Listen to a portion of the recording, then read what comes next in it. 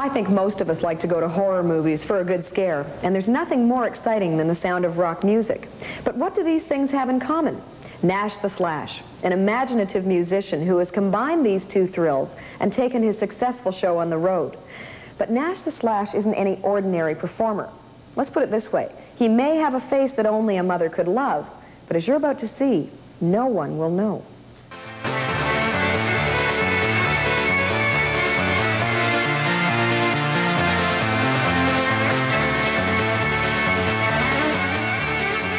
Nash the Slash is unique in a number of ways. First, he's the only violinist to make his reputation as a heavy rock player. And secondly, though his music sounds like a full rock band in flight, he performs it solo, all alone on stage with a battery of lights, dials, and switches, which electronically multiply the sounds under his control.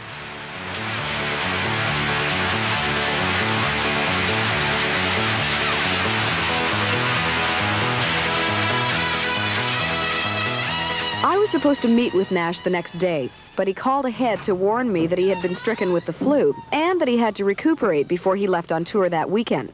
Well, I came prepared, but I was not prepared for what I found.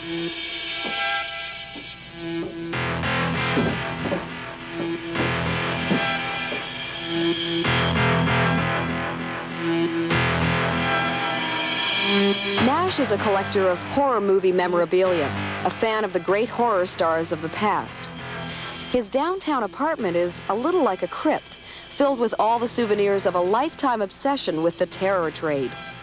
A classically trained musician, he rebelled as a teenager, but he followed his bizarre imagination into the career that he's made for himself in the rock world.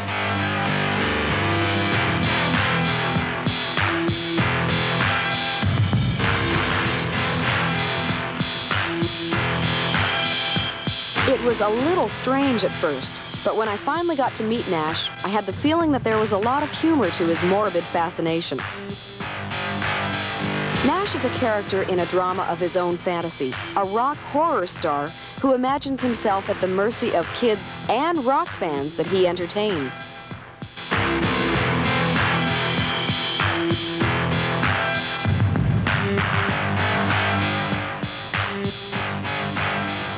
Why do you hide behind bandages? It's illusion. It's part of the illusion. What's the illusion that you're trying to give off? So people ask, what's the idea behind the bandages? Is he, and people ask, have you got leprosy? They always ask my crew, have I got some weird disease, or is he incredibly ugly, or... Your act is pretty gory. Are you trying to scare people? Well, to quote Boris Karloff, my intention is to shock but not offend. Why are kids so attracted to you? Comic books, comic book characters. Comic books historically, and that kind of imagery has always been offensive to parents. It's always been considered, like Kiss, the same mentality. And so it's a very clean, healthy way of kids to rebel against parents, is to hold up before their parents an image of some very outrageous comic book character and say, you know, isn't this guy wonderful? And when you have it not only in image, but as well as on vinyl, and the kid's up in his bedroom playing this loud, obnoxious rock and roll music, then it makes it even better from the kid's point of view. Then, a funny thing is, though, I have an awful lot of parents who like my music, and their kids like my music. I mean, I get letters from parents writing me for their 10-year-old son or daughter, asking for a poster or an autograph or something. So it crosses all the boundaries.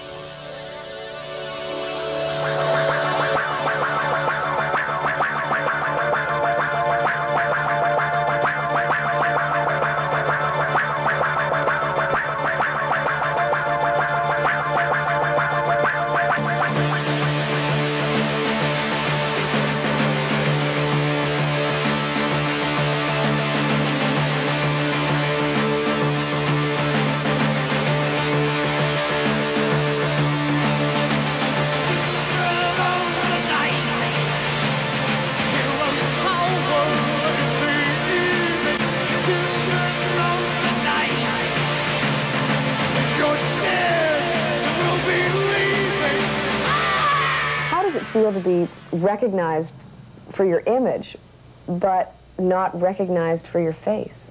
the funny thing is, that so-called, ego flattery, I guess, that's satisfying enough to me on stage with an audience, as well as the mail I get. I prefer my anonymity on the street, and that's just the way I am. Are we ever going to see your face on stage, sans bandages? Oh, probably sans bandages, but then there might be something else in the place of the bandages. There will always be an illusion. There will always be a form of theater.